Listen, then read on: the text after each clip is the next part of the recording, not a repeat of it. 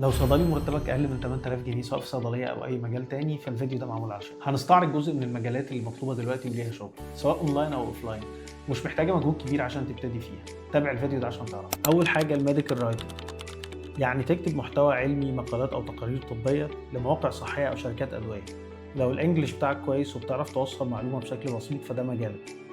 المرتب بيبدا في مصر من 8000 ويوصل ل 15000. وفي كمان الميديكال كودينج، يعني ببساطة بتحول التشخيص والإجراءات اللي الدكتور كاتبها لأكواد. المرتب بيبدأ من 8000 ومع الخبرة بيوصل ل 20000.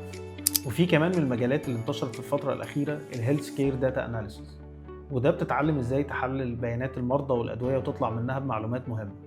ومرتب بيبدأ من 18000 جنيه وبيوصل ل 30000. وعندك كمان مجال الفارماكو فيجيلنس أو اليقظة الدوائية، ده تخصص متابعة الأدوية بعد نزولها السوق.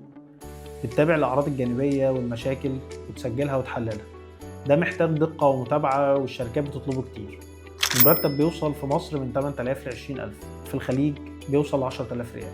ولو بتحب البحث العلمي الكلينيكال ريسيرش هيكون مناسب، وده بتقدر من خلاله تشارك في تجارب الأدوية الجديدة. ومرتب بيبدأ من 9000 ويوصل ل 25000. من أكتر المجالات المنتشرة دلوقتي فارما ديجيتال ماركتنج، وده مجال التسويق الرقمي للأدوية والمكملات والصيدليات أونلاين.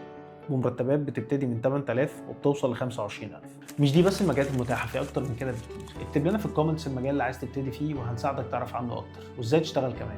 ولو في مجال تاني عايز نتكلم عنه ابعت لنا وهنرد عليه.